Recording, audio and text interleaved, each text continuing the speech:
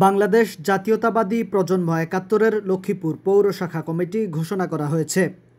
বৃহস্পতিবার ৬ মার্চ রাতে জেলা কমিটির আহ্বায়ক অ্যাডভোকেট ইসরাফিল হাসান ও সদস্য সচিব মোহাম্মদ জাহিদ চৌধুরী স্বাক্ষরিত ৫১ সদস্য বিশিষ্ট কমিটি ঘোষণা করা হয়।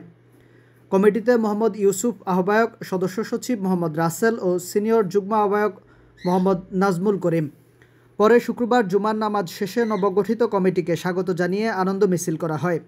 মিছিলটি চকবাজার জামে মসজিদ প্রাঙ্গণ থেকে শুরু হয়ে শহরের প্রধান সড়ক প্রদক্ষিণ করে উত্তর তেমোহনী এলাকায় গিয়ে শেষ হয় এবং নবগঠিত কমিটিকে ফুলেল শুভেচ্ছায় বরণ করে নেওয়া হয়।